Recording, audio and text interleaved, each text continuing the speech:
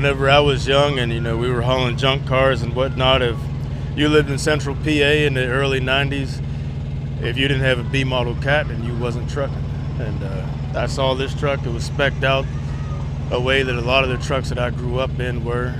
And that's why we had jumped on it. And it just brings me back to the old days. I was riding with my granddad or my uncle, and every time I get in it and fire it up, it just takes me right back. So that's what we went for. That's what we got.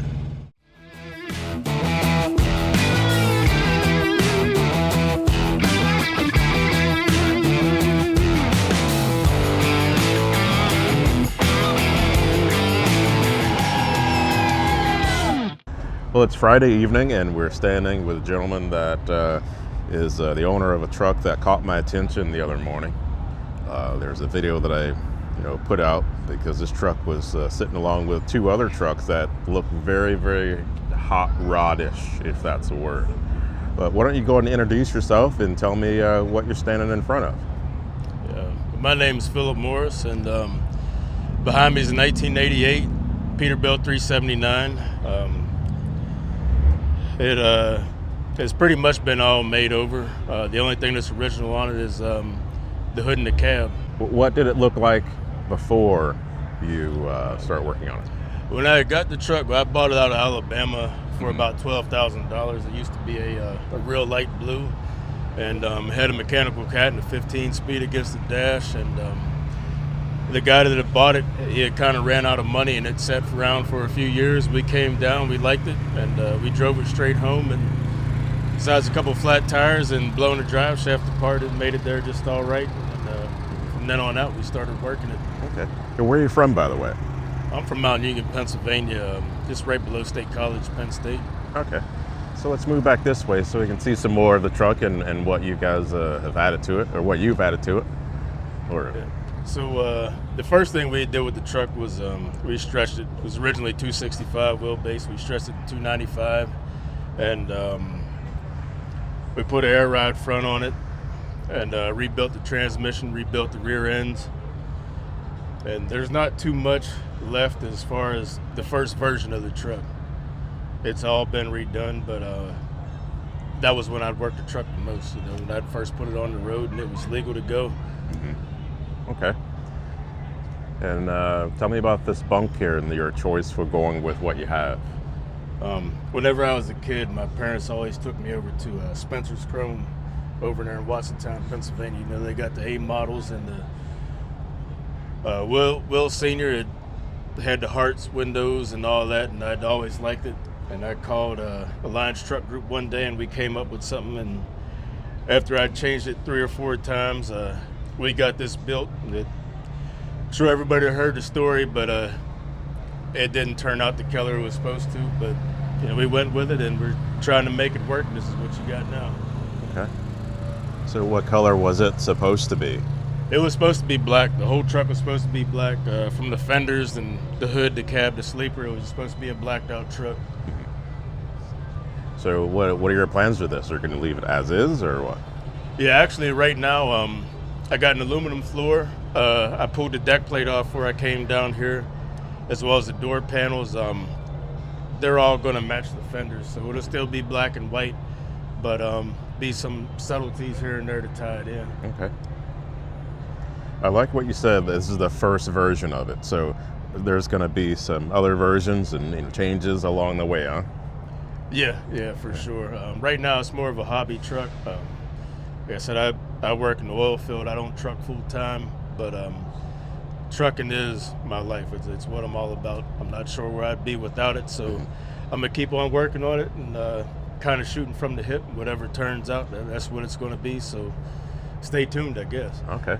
So speaking of, you said you work in the oil field. So give us some work history, backstory, and why you got into trucking. I grew up around trucking. My grandfather hauled junk cars, and my dad's done it on and off. My uncle did it, and I had a cousin that did it. That's all I ever wanted to do, was just to be like them. And I got to give a shout out to my cousin, Raymond Johnson. Without him, there would be no this. Everything I needed, he's helped me out with. And I always looked up to him. And I couldn't get a job trucking because I didn't have any experience. That's why I went to the oil field. But I bought this truck just because I wanted the old flat top 379 with a 4.25. I never had any plans on running it, none of that. But one thing led to the next, and he's been right with me every step of the way. So that's what it's been since then. So what type of challenges have you come up against, and how have you succeeded? The competition, I feel as though when I started it, people looked at service, your service quality a lot.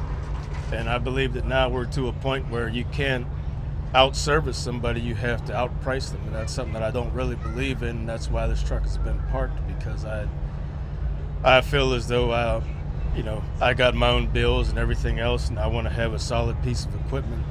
So there's a point that if I get below that point, then it's not worth it for me to run, and I can't guarantee that I'm gonna have a solid company and a solid piece of equipment that can provide the service that a lot of people want.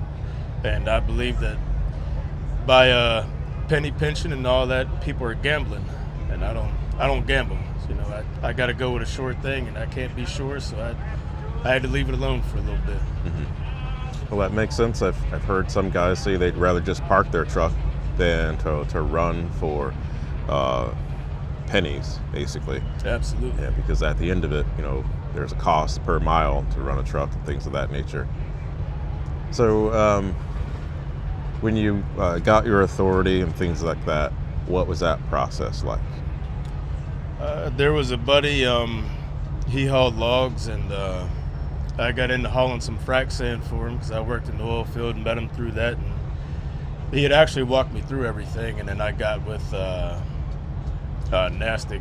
They helped me out getting my authority, and I didn't plan on having my authority, but I couldn't lease on to anybody. Nobody would hire me because I didn't have experience, and that was the only thing I could do is hire myself. So it was a slow start. I was working with the TQLs and the Swifts and all that, booking loads when I could. And after I got 6 months, it opened up to a few more brokers, and then after a year, a few more brokers, and then I didn't have to search the load boards. I could send a text, and we had that relationship that was built on service.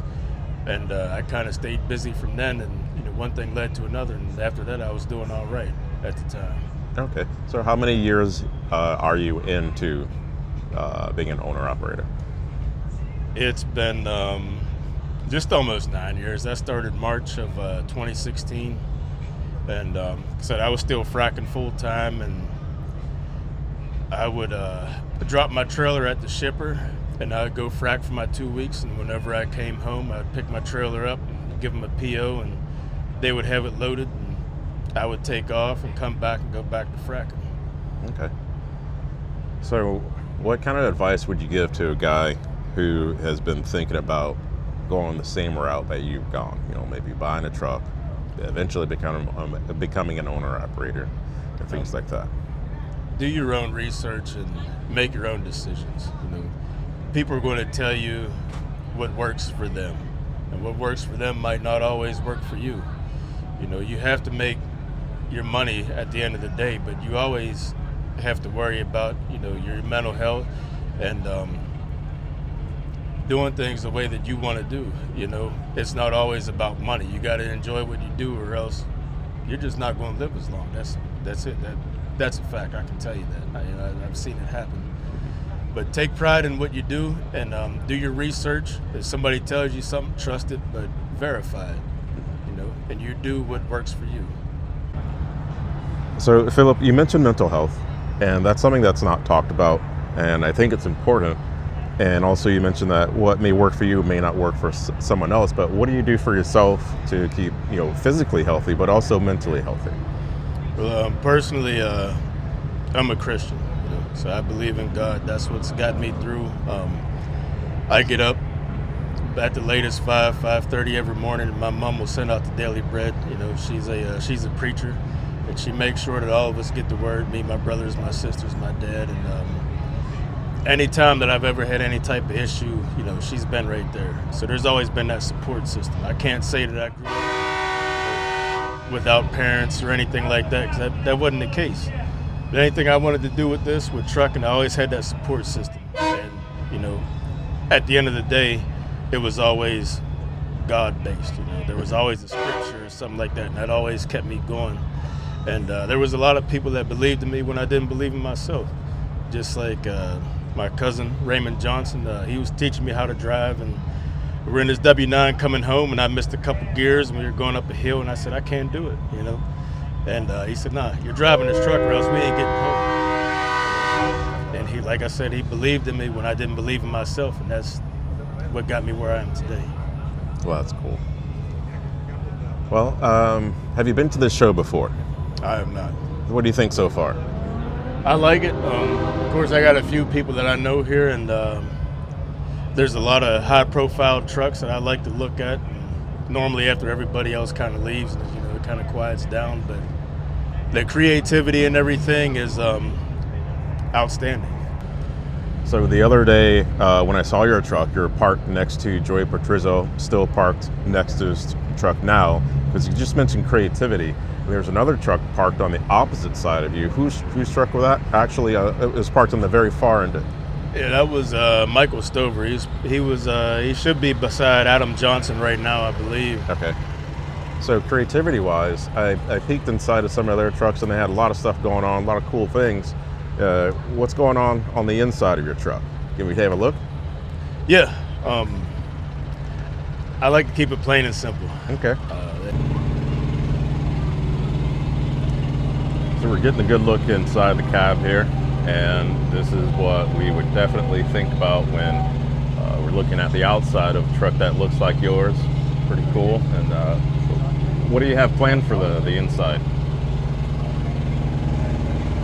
The inside, we're going to make it look kind of like the sleeper. It'll be the same smooth, flat interior, and we're going to gut it and soundproof it and all that. Mm-hmm. We kind of got done what we needed to do with the dash, but the headliner, the floor, the door panels, we got everything's kind of at the fabric shop right now, just being done up, and just it's all about the timing as far as that goes. Very cool.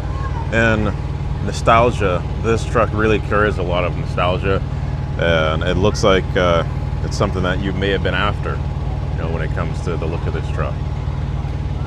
Yeah, whenever I was young and, you know, we were hauling junk cars and whatnot, if you lived in central PA in the early 90s, if you didn't have a B model cat, then you wasn't trucking. And I saw this truck, it was spec'd out a way that a lot of the trucks that I grew up in were, and that's why we had jumped on it. And it just brings me back to the old days. I was riding my granddad or my uncle, and you know, every time I get in it and fire it up, it just takes me right back. So that's what we went for. That's what we got.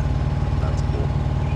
All right, Philip. Well, thanks for taking a minute to talk to me on camera about the truck, and I hope to see you at more shows here in the future. Yes, sir. All right. I thank you.